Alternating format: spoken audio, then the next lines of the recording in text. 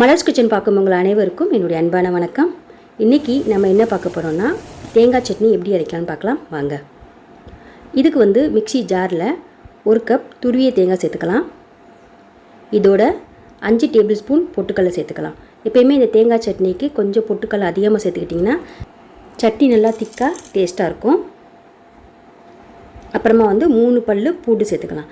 So பூண்டோடைய smell பிடிக்காதவங்க இதை skip பண்ணிவிட்டு ஒரு சின்ன துண்டு இஞ்சி சேர்த்துக்கலாம், நல்லாயிருக்கும். காரத்துக்கு ஒரு 2 பெரிய பச்சை மிளகாய் சேர்த்துருக்கேன். இது அப்படியே சேர்த்தா அரைப்படாது. ஸோ இந்த மாதிரி கட் பண்ணி சேர்த்துக்கலாம். அப்புறம் தேவையான அளவு உப்பு, கொஞ்சமாக தண்ணி சேர்த்து நல்லா திக்காக இதை அரைச்சி வச்சுக்கலாம். அரைச்சாச்சு. நான் அப்படியே திக்காக தான் யூஸ் பண்ணிக்க போகிறேன். உங்களுக்கு தேவைன்னா கொஞ்சமாக தண்ணி மிக்ஸ் பண்ணி இதில் கலந்துக்கலாம். இப்போ சட்னியை தாளித்து ஊற்றிடலாம். இதுக்கு ஒரு பேனில் 2 ஸ்பூன் எண்ணெய், 1/2 ஸ்பூன் கடுகு உளுந்த பருப்பு, அப்புறமா ஒரு வரமிளகாய், கொஞ்சம் கருவேப்பிலை சேர்ந்து நல்லா வெடிக்க விட்டு தேங்காய் சட்னியில் கலந்துடலாம். அவ்வளோதான், சூப்பரான தேங்காய் சட்னி ரெடி ஆயிடுச்சு. இந்த வீடியோ உங்களுக்கு பிடிச்சிருந்துச்சுன்னா மறக்காமல் இந்த வீடியோ கீழே ஒரு லைக் போட்டு ஷேர் பண்ணிடுங்க. அப்புறம் இது வரைக்கும் நீங்கள் மலர்ஸ் கிச்சனுக்கு சப்ஸ்கிரைப் பண்ணலன்னா மறந்துடாமல் சப்ஸ்கிரைப் பண்ணிடுங்க. மீண்டும் சந்திக்கலாம்.